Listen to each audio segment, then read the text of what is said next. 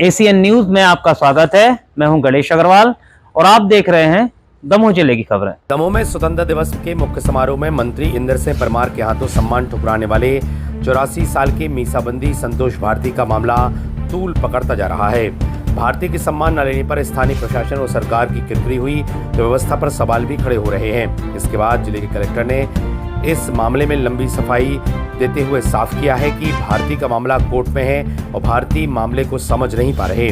दरअसल मुख्य समारोह में मीसाबंदी संतोष भारती ने मंत्री के हाथों सम्मान लेने से इनकार करते हुए मीडिया के सामने आरोप लगाया था कि 40 साल पहले उनके परिवार को मिले हाउसिंग बोर्ड के एक मकान की रजिस्ट्री कोर्ट के आदेश के बाद भी नहीं हो रही है। ऐसे में सम्मान लेना जायज नहीं है। इस मामले में कलेक्टर सुधीर कुमार कोचर ने विस्तृत रूप से पूरे मामले को समझाते हुए बताया कि आवास संतोष भारती की पत्नी आभा भारती के नाम आवंटित हुआ था। हाउसिंग बोर्ड के भाड़ा क्रय स्कीम के तहत मकान मिला था, लेकिन नियम शर्तें पूरी नहीं की गई। मामला कोर्ट में चला गया और इस वजह से प्रक्रिया रुकी है, जिसे भारती समझ नहीं रहे हैं। क्या कुछ कहा इस मामले पर कलेक्टर सुधीर कुमार कोचर ने, आपको सुनाते हैं। Bureau report, ACN news. इस केस के बारे में मैं आपको संक्षिप्त जानकारी देना चाहता हूँ।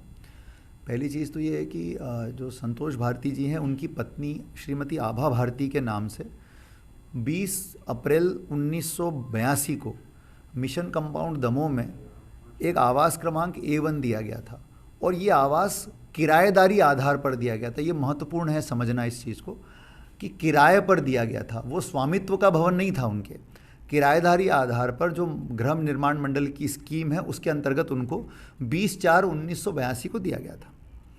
अब इसके बाद क्या हुआ कि इन्होंने 1984 के बाद से लेकर के आगे तक जब किराए की राशि जमा नहीं की तो ऐसी स्थिति में इनके विरुद्ध एक प्रकरण दर्ज किया गया 2008 में और फिर इनको सूचना पत्र जारी किया गया 24 सितंबर 2008 को।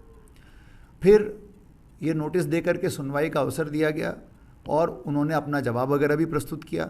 उसके बाद जब सारी सुनवाई हो गई और उनके जवाब को समाधान कारक न पाते हुए जो सक्षम प्राधिकारी हैं गृह निर्माण मंडल के, उनके द्वारा एक ऑर्डर पास किया गया कि भाई अब आप इसको खाली करिए।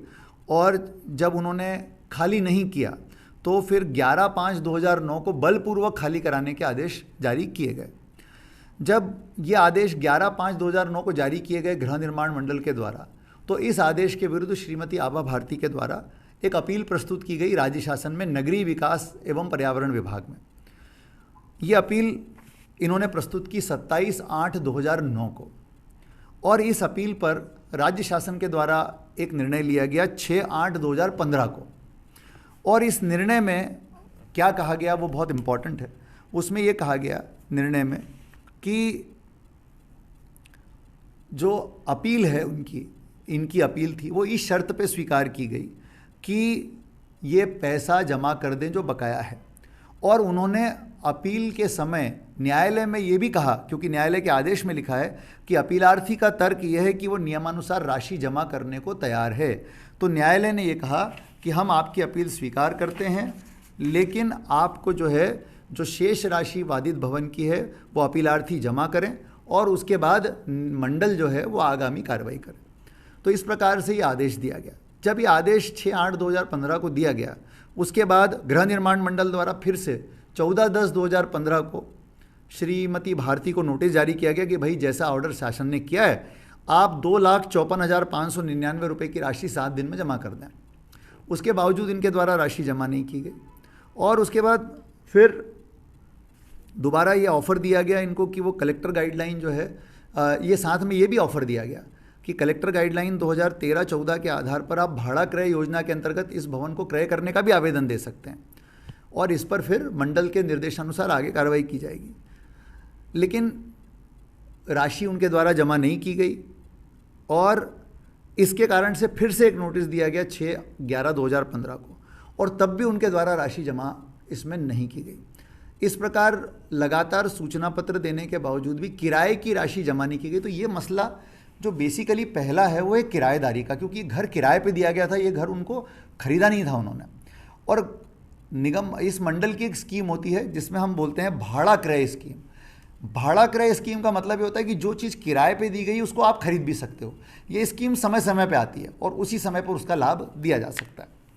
अब क्या हुआ इस बीच में, जब इन्होंने न किराया जमा किया और न इन्होंने फिर जो है वो भाड़ा क्रय योजना के अंतर्गत इसको क्रय किया, तो ऐसी स्थिति में जो 6/8/2015 का शासन का आदेश था उसके खिलाफ हाई कोर्ट में गृह निर्माण मंडल के द्वारा एक अपील की गई। लेकिन उस समय हाई कोर्ट ने, माननीय उच्च न्यायालय ने ये अपील निरस्त कर दी, ये कहते हुए कि इसमें गृह निर्माण मंडल जो वादी पक्ष है वो कोर्ट के सामने प्रस्तुत नहीं हुआ, जिससे ये प्रतीत होता है कि उनको ज़्यादा रुचि इस केस को चलाने में नहीं है। अब इसके बाद जब ये घटनाक्रम हुआ तो ऐसी स्थिति में जब ये अपील खारिज हुई तो 6/8/2015 का आदेश तब भी अंतिम था, कि जिसमें कहा गया था कि अपीलार्थी को ये जो अपीलार्थी ने कहा था कि वो पैसा जमा करने को तैयार है, उनको उस संबंध में पैसा जमा कराना चाहिए था।